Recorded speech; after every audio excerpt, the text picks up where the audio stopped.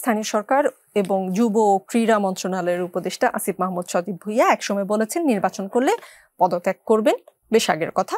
তারপরে বলেছেন নির্বাচন করবেন, কিন্তু কোন দল থেকে করবেন সেটা নিশ্চিত নন। 5 দিন আগে বলেছেন ঢাকা 12-র দিকে তেজগাঁ শিল্পাঞ্চল শেরেবাংলা নগর আসন থেকে স্বতন্ত্র নির্বাচন করতে পারেন। এখন বললেন যে ঢাকা থেকে স্বতন্ত্র নির্বাচন করবেন, কিন্তু কোন আসনের প্রার্থী হবেন সেটা নিশ্চিত করেননি। অথচ ভোটার হয়েছেন তিনি ধানমন্ডির, কারণ তিনি বলেছেন যে তিনি একসময় হয়তো ধানমন্ডিতে থাকতে পারেন, সেই কারণে ঢাকা 10 আসনের। এবং আমরা শুনতে পাচ্ছি যে তিনি ঢাকা 10 আসন থেকে আসলে হয়তো বিএনপির হয়ে নির্বাচনে প্রতিদ্বন্দ্বিতা করলেও করতে পারেন।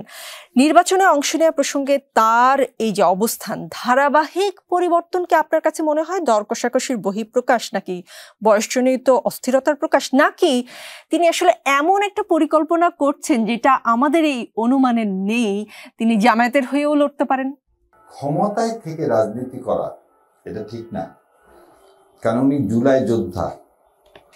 জুলাই যোদ্ধা হয়ে তাকে সমস্ত দলেরা পাঠিয়েছিলেন কোথায়, যে মন্ত্রী পরিষদে অ্যাজ এ ওয়াচ ডগ হিসাবে।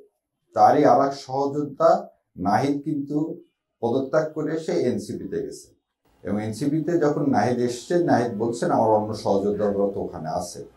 সো দ্যাট ইন্ডিকেটেড যে উনি যদি ইলেকশন করেন তাহলে এনসিপির হয়ে ইলেকশন করবেন, আর যদি উনি অন্য কোনো দলে যোগদান করেন তাহলে কিন্তু ক্ষমতায় থেকে যারা নেতৃত্বে আসে সেটা কিন্তু খুব ভালো হয়নি।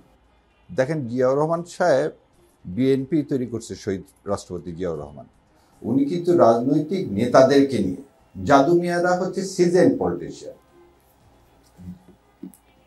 তাদেরকে নিয়ে বিএনপি পুনর্গঠন করছেন। এবং দেখেন, জাদু মিয়ার দলের মার্কা ছিল ধানের শীষ, উনি নতুন মার্কা নেননি, ধানের শীষ নিয়েছেন। এই যে আমার ভাই একটু আগে বললেন নেতৃত্ব তৈরি করতে গেলে খরচ করতে হয়, এটা বাজে কথা হয়ে গেল।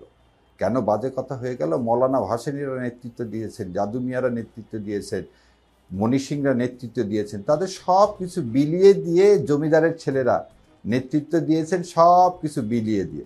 ঘরে বাইরে যদি রবীন্দ্রনাথের দেখেন যে তখন যারা এদেশ স্বাধীনতার জন্য, যারা যুদ্ধে স্বাধিকার আন্দোলনের জন্য ঝাঁপিয়ে পড়েছিলেন, তারা কেউ টাকা খরচ করেনিও যে ওখানে এমপি হবেন বলে। আর আপনি যখন টাকা খরচ করবেন এমপি হওয়ার জন্য, তাহলে কিন্তু আপনি দেশে লুটে পুটে খাবেন। আজকে যে জুলাই সনদের কথা বলা হয়, পরিবর্তনের কথা বলা হয়, সেই পরিবর্তন করতে গেলে আপনার নিজেকে পরিবর্তন করতে হবে। এবং আসিফ সাহেব যেটা করতেছেন এটা নিশ্চয়ই নিন্দনীয় কাজ, তাকে পরিষ্কার করতে হবে। হ্যাঁ, অ্যাটর্নি জেনারেলের কথা বললেন একটু আগে আমার ভাই, অ্যাটর্নি জেনারেল তো পরিষ্কার করে বলতেছেন বাংলাদেশের এই মাহবুবে আলম কিন্তু অ্যাটর্নি জেনারেল থাকা অবস্থায় টিকিট কিনতে চেয়েছিলেন। আর আজকে আসাদ সাহেব কিন্তু বলছেন যে আমি এই দলের, আমি বিশ্বাস করি তাকে কোনো নমিনেশন দেয়নি, যে আমাকে নমিনেশন দেওয়া হবে এবং আমি অ্যাটর্নি জেনারেলের পদ থেকে পদত্যাগ করে আমি ইলেকশন করব, এটা তো কোনো সমস্যা নেই। তাহলে উনি কেন ধোঁয়াশা রাখবে? আর আপনিও একটু আগে বললেন জামাত হিডেন লোক রাখে, বোনরে এই কথাটা বলা ঠিক না। আপনি দেখেন, আমি আজকে একটা জায়গায় বলছি কেন ঠিক না শাহরিয়ার কবির, কারণ ছিল তো মানে বলে দিই একটু শোনেন। আপনি এভাবে চিন্তা করেন যে আপনি রাজনীতি করেন, আপনার একটা বাচ্চা হলো, আজকে হাসপাতাল ঘিরে রাখছে, ডাক্তার আপনাকে ফোন দিয়েছে বাচ্চাটা আর 4-5 ঘন্টা বাঁচবে, আপনি দেখতে আসেন। আপনি এই 4-5 ঘন্টার মধ্যে যখন সিদ্ধান্ত নিলেন দেখতে আসার, তখন বাচ্চাটা মারা গেল। পুলিশ তখন ট্রেড করতেছে, জানাজা করতে গেলে আপনি শফিকুল ইসলাম মাসুদকে সারেন্ডার করতে হবে, আমাদের হাতে ধরা দিতে হবে, তারপরে আপনি কি করতে পারবেন, জানাজা করতে পারবেন। Just think in this way, যে ইউ আর দ্যাট মাদার, আপনার বাচ্চাটা, আপনি একজন প্রেগনেন্ট মহিলা, আপনাকে র্যাব তুলে নিয়ে আসছে, হাসপাতালে ঘেরাও করে রাখছে, ট্রেড বিটুইন ইউ অ্যান্ড আপনার হাজব্যান্ডের মধ্যে। আপনার হাজব্যান্ড একটা রাজনৈতিক দল করে, তাহলে যখন এই পরিস্থিতিটা তৈরি হয়, তখন কি আপনি বলতে পারেন? দেখেন, আজকে কলকাতার যে বিমানবন্দর, সেটার নাম কি? আমাকে এক্সাম্পল হিসেবে দিয়েছেন, একটু মাঝখানে জাস্ট বলি, একটা উদাহরণ হিসেবে দিলাম। আপনি তো একটা বোন, আপনি একটা মা, আপনি এটা আরো ভালো বুঝবেন। আমাকে একটু বলতে দেন জাস্ট মাঝখানে, যে যেহেতু আপনি যে উদাহরণটা দিয়েছেন নিশ্চয়ই খুবই মর্মান্তিক, আমি ওই রকম ঘটনা যাদের সঙ্গে ঘটেছে তাদের প্রতি অবশ্যই সমবেদনা প্রকাশ করি, কিন্তু এই ঘটনা শুধু জামাত ইসলামের সঙ্গে ঘটেনি, বিএনপির সঙ্গে ঘটেছে। জামাত ইসলামীতে যেমন হিডেন উদাহরণ আছে, সেই উদাহরণ কি আসলে বিএনপিতে হয়েছে?